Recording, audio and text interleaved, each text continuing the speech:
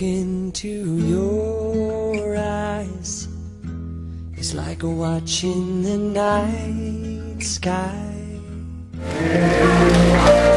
Oh, they won't catch you. I swear, been through everything that leads in my review through the years, and now to make this lovely moment lovelier,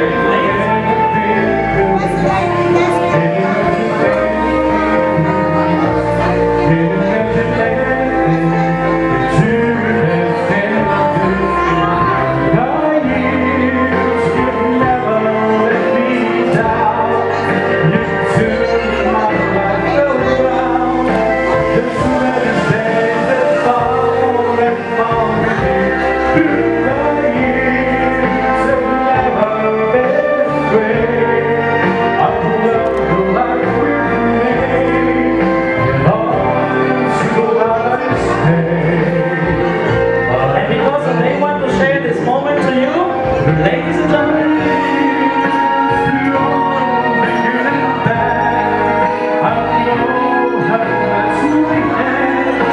everybody's invited to dance with the newlywed couple, Paul and Irene.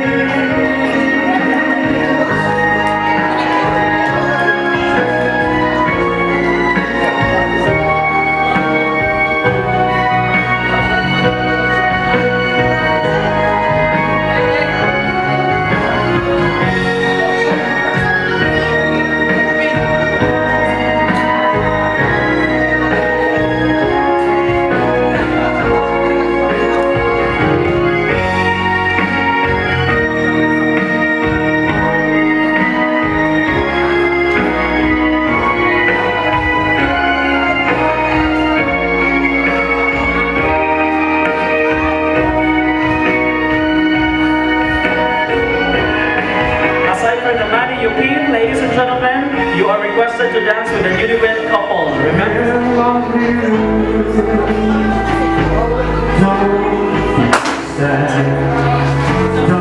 be blue. I'll never play when your heart is you. I'll take from you. Don't be paid.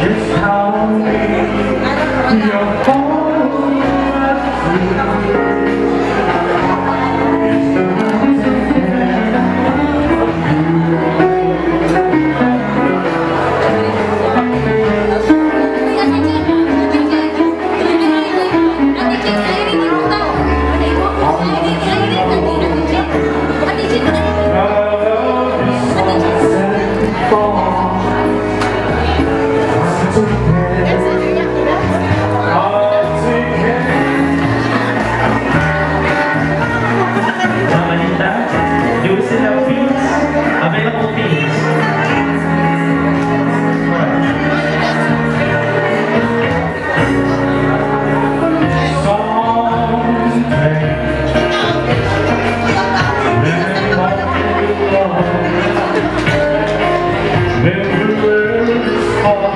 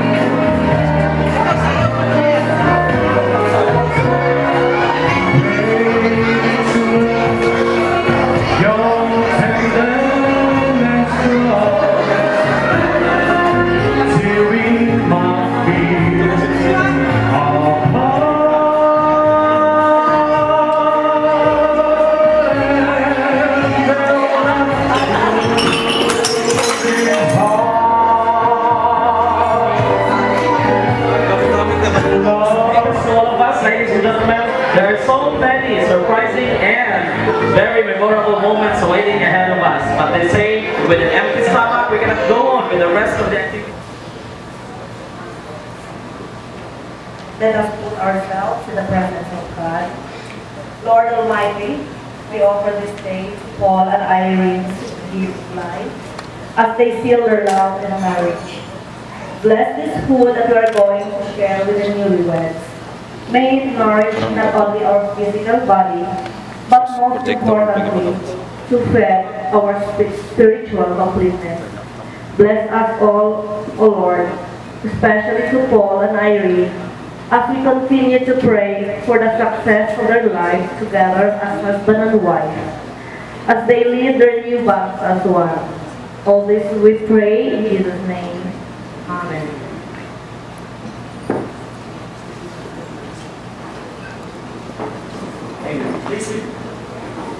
Please be seated, ladies and gentlemen. Table number 4, please.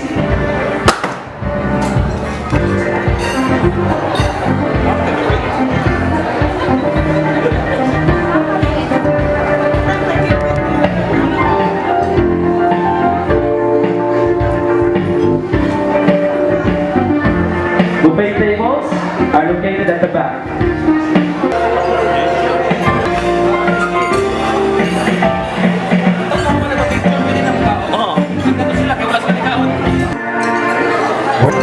Okay, 1,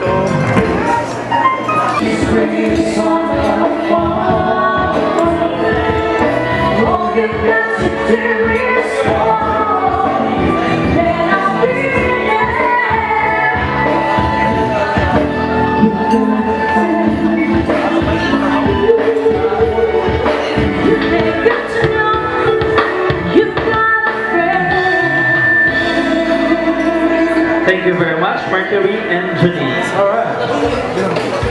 Many guests are made in heaven, but so again their thunders in lightning. To my brother and your sister, Paul Arnel Ikaw Loferio, and Ate Irene Therese Peñaranda Loferio, there are so many roads that await you as you journey your married lives. And some rough, some are smooth. But this is the promise that no matter what happens, I will always be there for you. Stay strong as husband and wife. To all of us who are here today, thank you so much for sharing to us your time and for being with us during this memorable event. May I request everybody to hold your glasses.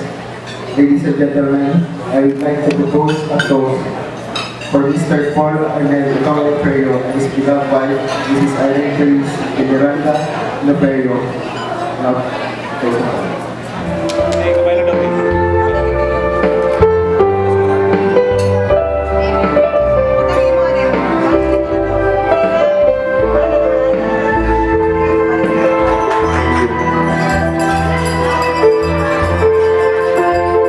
Very lovely indeed. Thank you very much, Brian. There you go, ladies and gentlemen. Another applause for the newlywed, Mr. and Mrs. Sinopelli.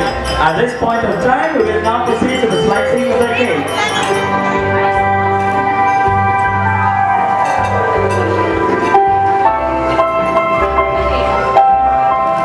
Cakes and wines are symbols of sweetness and abundance.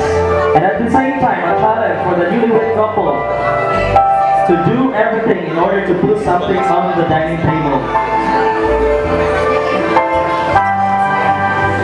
Carefully.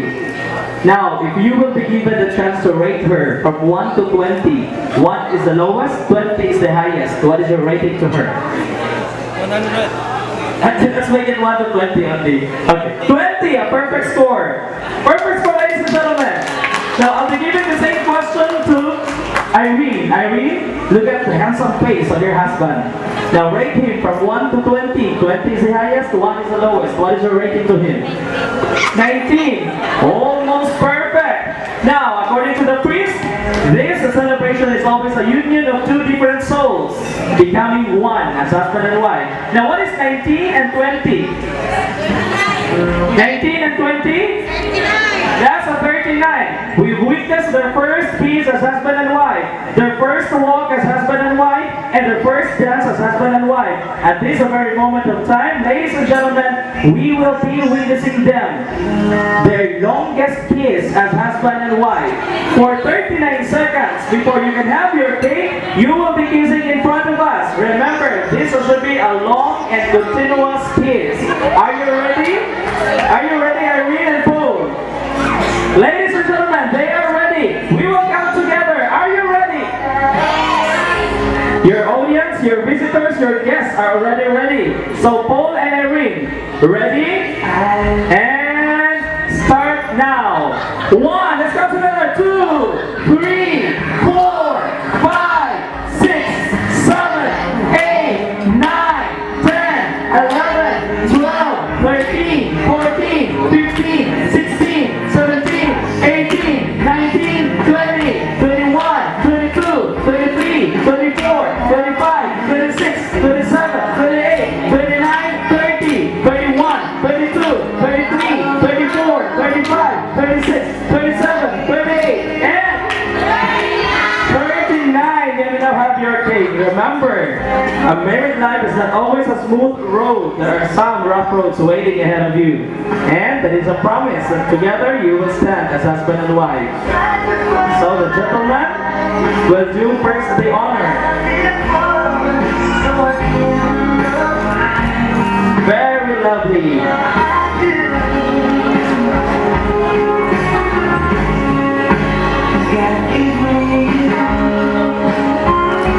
Ladies and gentlemen, Mr. and Mrs. Paul in a period. Congratulations, Paul and Rachel. I wish you guys all the happiness in the world. And I want you to remember, if you ever need me, I'm always there. And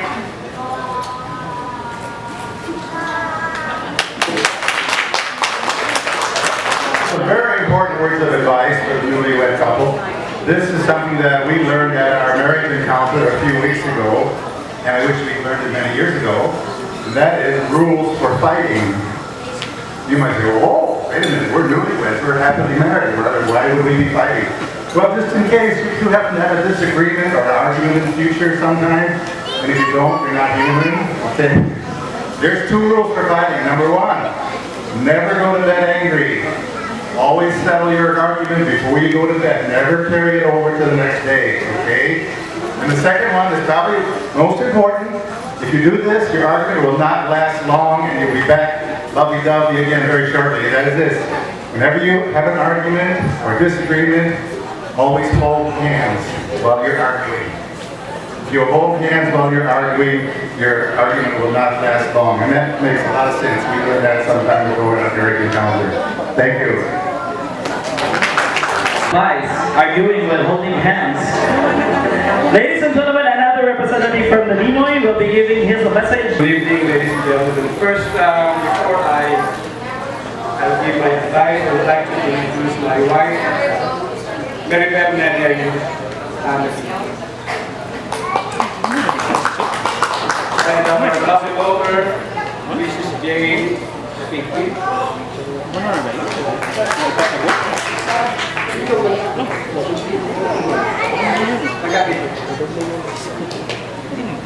I will not be the perfect husband to family. Maybe not, that I'm a priest before. I served our parish for 5 years. I was elected 85 for 5 years. I was in the parish. And after that, I took my LLB, Civil Laws in Cebu. After that, I ran as counselor and served the people of Camasado for 9 years. After my second term, I took my vow with my wife, Irene. And during our marriage, civil marriage of course, because I have not, was not able to get my dispensation, one of my ninos stood up and told me, Ross, in your married life, he said, do whatever your wife doesn't like to do. If your wife doesn't like to do a thing, do it. I said, that's an opposite. That's an opposite of what I have teaching during my parochial ministry. He said, if your wife does not like to do the washing, you do the washing. If your wife doesn't like to cook, you do the cooking. So do the opposite. Kung ang imong asawa, hindi gusto maglaba, paglaba. Kung ang imong asawa, hindi gusto magmerkado, merkado. So, I am talking based on my experience, and this is my challenge now to Paul and Irene, my inanak, our inanak. Paul, I have known your parents for so long. We've been in our sports, and even you. I am not I think, the model for married husband, because you have received the sacrament of matrimony. Me, wala, because I was married in civil marriage, but I'm sure Dodo and Paloma have taken me as one of the Nido because they know that I could have something for you in your married life. So, siguro Paul, ang ako lang, kung unsa man ang iyong problema, kasi sa amo ang election ni ako ang ma-share sinuha. For 12 years now, si Nenen wala kinakaulit sila ang balay magpalaban siyang mama. Or maybe, I have also my ninang here, who is my kumare. Wala experience kang Nenen siguro na magpalaban kung mo pakonsulta kaya doon na may problema sa mga bigla. Hindi mga perfecto na makiayon, pero as a mature man, husband, I have to bring my family sa ako ang itudlo, sa ako ang past life. Kada kung siguro ako ang ma-share po ng Irene. Be gentleman and bring your family as a man. Kung may problema, solve it yourself. And kung di na makaya, na ang tatay ng nanay, namin imuhang mga manilo at manihay. Na imuhang ang tolos nga. Siguro, sa kinabuhi, ikan sa pagkawala sa panikano, kasi nahimpi mong gabayan. Daghan ka pariyan kanipuha, isipuhan mga ninong-ninang, sila po siguro, kung diliman ang ilahang golden words or golden advices, but their own lives will be an answer to your own cravings, to your own ambition life. So Paul and Irene, may you have long life of good relationship.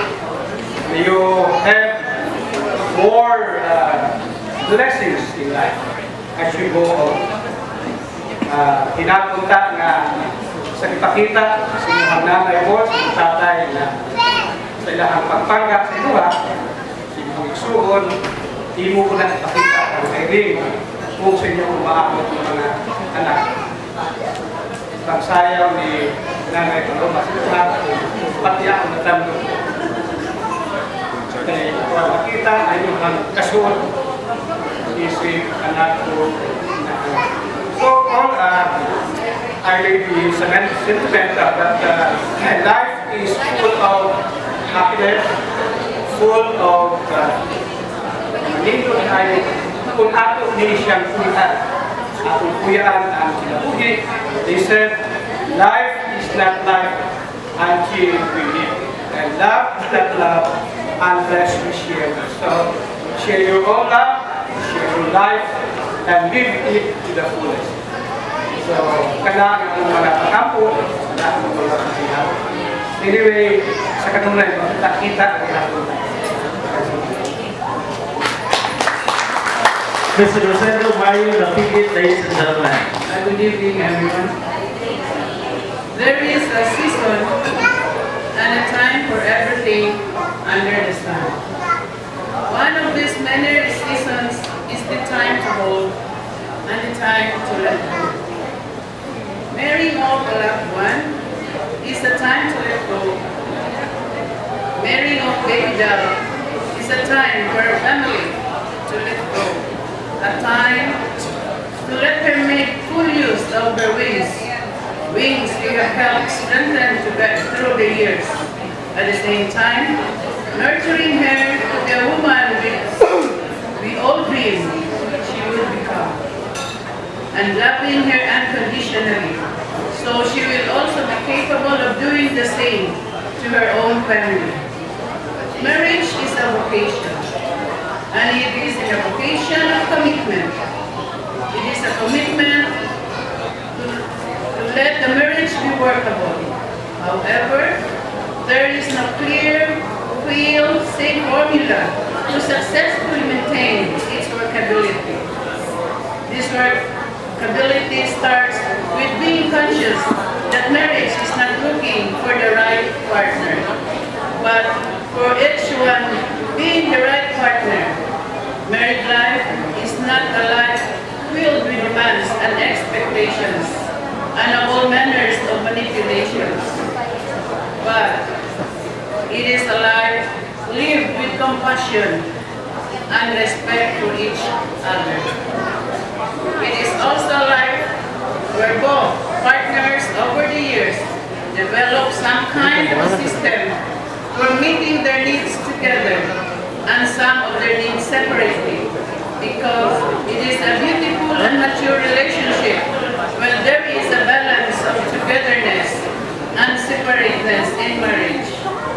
The most essential ingredient in a happy marriage is love. A love that is honest and love that can sacrifice in support of the other's well-being. A love that is giving. The commitment that a couple promises before the altar of God, in one that is bound by nature and responsible people. People who deal with life's problems with a long fuse, so to speak. It is vital that they recognize and deal with their problems, or even their parties, and face them as adults in building a life and a family together. All this time we have known Paul, we are confident he can be baby doll's lifetime partner because their personalities, as far as we have witnessed, complement each other. But this I want to share with both of them. Paul does not believe that being manly is being tough and avoiding being gentle. In fact, manliness is best expressed by gentleness. And baby doll, be a good homemaker. But at the same time, he guided that homemaking does not mean confinement in the home and denying oneself social relations and civic commitments. The homemaker is basically a woman, and if she has to be a total woman, she has to be a part of the stream of society too. Paul and baby doll, there is really no secret in building a happy home. It is all plain common sense, always living out the golden rule and safeguarding against pride. Successful making is knowing what to do, when to do it, and how to do it. I wish both of you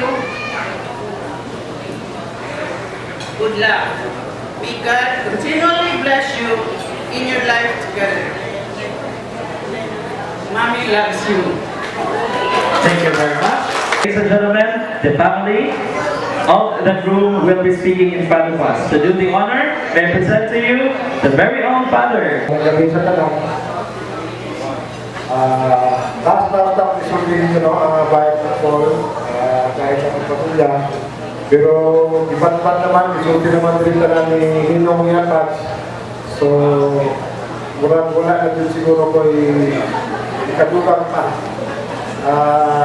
Saling matipol sa pamuyong namo, no? Sa pamilya namo. So, akong advice lang ng Paul, kung saya kung magdala ka ng lady mo, punta mo sila lang sa kanya. Wala po. Thank you very much. Just about last year, baby doll was only over. And here she is now, such a beautiful bride. I do still remember December 17th, that was almost 7 years ago. Baby doll and I should turn down these so-called incompatible guys for us. I was successful to get rid of that guy, but when I looked at baby doll, to check if she's done to turn you down all, something was changed the way she said it. And that night, I knew exactly what I saw was real. L-O-V-E. It's really amazing and how love changes everything. From being compatible to irresistible to each other. I shall say yes indeed. That was true love does. Who would believe that I am married to the guy I turned down 7 years ago? Anyway, that's another story. Paul, thank you for being baby doll's home all these years. You really worked so hard just to win her love. You deserve this day, and we know you deserve her even years before this. Paul and baby doll, you already prepared yourselves to make your marriage a happy and successful one. Just in case your manual, your SOPs, nor even your vow could not turn down the fire when things were disappointing and fading. Just try to flashback all the things you've been through together, just to make this wonderful wedding dream come true. That's how Aloy and I find ourselves coming back for each other every time we had big fights. Congratulations, Paul and my soul sister. Welcome to the married life. Thank you very much, sweetheart. Paul and Irene are very close to my heart. The relationship starts with an ordinary friendship, just like with many other couples. Then it turns into an extraordinary story that blooms into companionship and romance to forever. Let's take a look at the memorabilia as we unleash all how this event have come this way.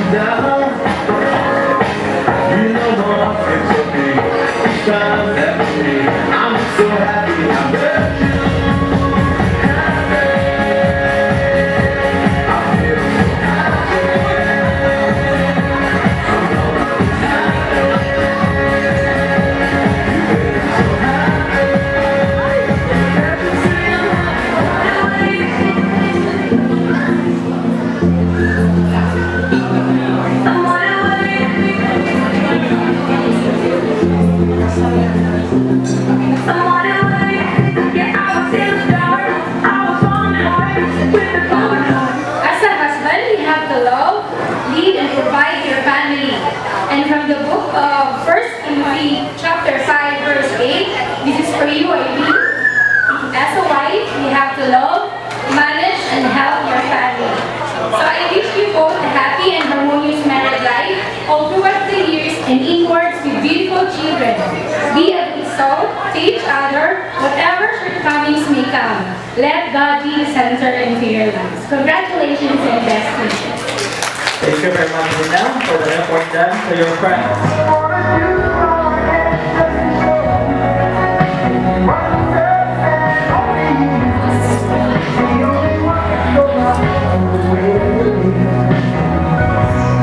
When you're in my room, when I'm close to you, there's a magic in you that the sun shines through. I want you every day.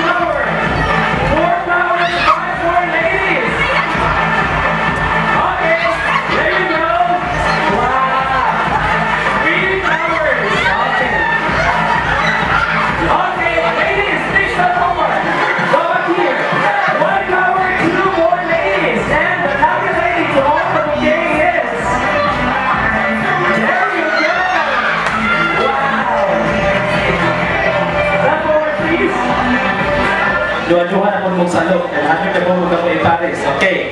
So before you will be given the garter, let's revise the mechanics of the garter tool. Okay? All you have to do, okay, gentlemen, wala yung nakita pong labay. All you have to do is to stand in front of, what is your name, girl? JD, and JD will be touching your body parts, except for the private part, JD. Remember, nasa sa kuan, MTRCB, so dili pwede. Except for the private parts, at the end of the fourth man, JD will be deciding which body catches her attention. Okay, so JD, imo na siya lang hikapon. At the end of the fourth person, imo paminawon kung kinsa nila ang kaya mahimok nimong partner. Okay, so we will start with the first gentleman. Yes? Ladies and gentlemen, male number 1. JD, do not remove your... Say, ito talaga, hanap to sa inyong nawong. Okay, JD, touch him now. JD, start that. No, not the private part. Okay.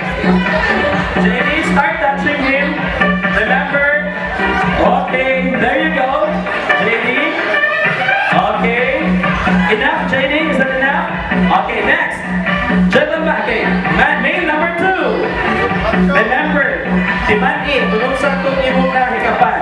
Okay, JD, touch him now. Wow. Okay. Okay, enough, JD. That's a male number 3. Male number 3. Okay, JD, touch him now. Wow. What do you think? Okay, wala pa, JD. Okay, finally, male number 4. Male number 4, JD, touch him now. Okay, so JD, decide which body catches your attention. Male number, naglisod siya. Male number 2. Where is the male number 2? Now JD, remove now your. Okay, stand forward. Male number 2. We have here male number 2. Step forward. Our newlywed couple, and we will call this pair. Wow. Okay, you can. Hindi na pag buya naman. Bukay sa.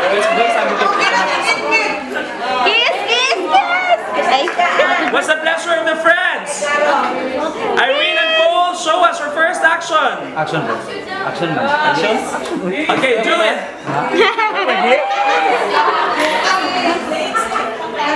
Okay, what is your first action, Paul and Irene? And go. Music, mukhang tami. Wow. Okay, Ellen and there you go. Now Ellen and JD, show us your first action. Ellen and JD, are you there? Okay, so Ellen and JD, show us your first action. Okay, ready? Okay, show us your first action, Ellen and JD. Let's make it clear. Ellen and JD, your first action, go. What is your first action? And okay. Wow, very perfect. Now, Paul and Irene. Wow, it's a nose to nose. Now, Ellen and JD. Now, Ellen and JD, your last. Ready? This is what you call as revenge. The final revenge. Go now, JD. Show us your second action. Go, JD. Okay. And wow, Irene. This is for you, Irene. Last and final action. Go, Irene. There you go, ladies and gentlemen. Now we will decide who wins this round. Let's hear through your claps. Let's start with the wedding apprentice. How about the newlywed couple, Irene and Paul? There you go, Irene and Paul, the winners of this round. Thank you very much, JD and Ella. At this point of time, ladies and gentlemen, we will give the night or the floor the smallest gift. We have from Mr. and Mrs. Lito Wu, and that contains... Okay, a set of fork and spoon ready for a new start. Okay, now the biggest gift is coming from Tito Eric and Tita Ruby. Okay, from Tita Ruby and Tito Eric. Let's try to open the phone and let's see what is inside.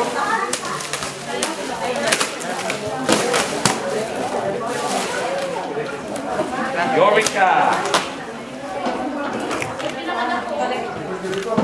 Very perfect, ladies and gentlemen. We have a set of a spoon and fork, and we also have an electric fan over here. Let's just pray na dili mawala ang kuryente just like now. Now the final moment will be given to Irene and Paul. So Irene and Paul, your message to your visitors.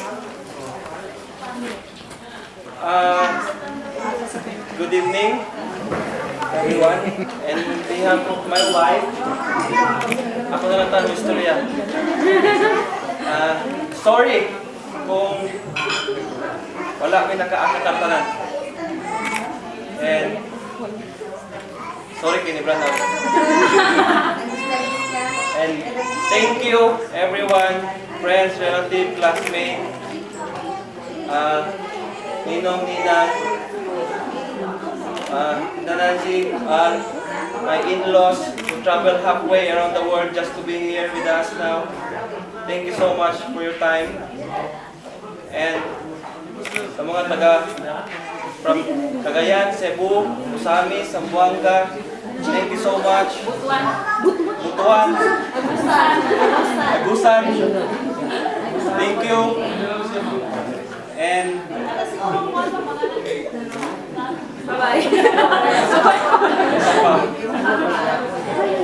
sa both ng parents, ang akong mga in-laws, thank you sa support, sa tanan. Sa mga, thank you so much. Thank you so much. Ladies and gentlemen, Paul and Irene. And before we will end the night, let me quote this from Ma'am Nemi Gurgil. Remember, marriage doesn't mean to look for a perfect partner, but it's learning to see an imperfect person perfectly. Good night, everybody. Thank you for coming. This has been your host, Richie, saying, long live Paul and Irene.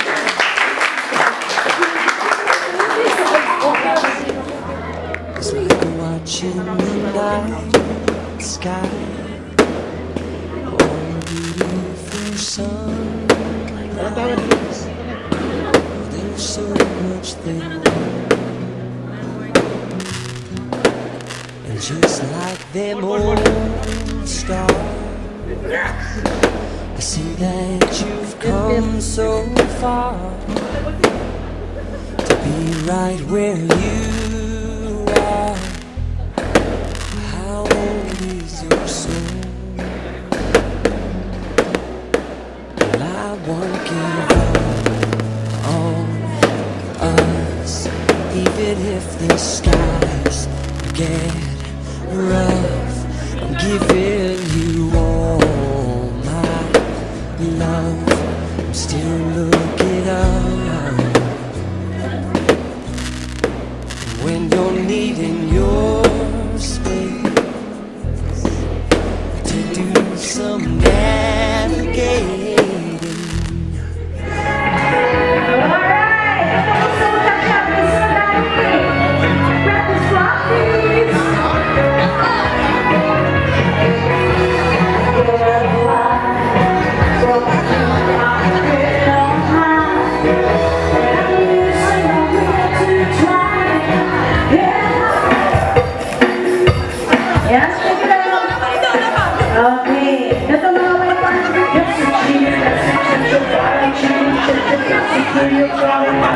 You've got some knowledge. Do your body shake and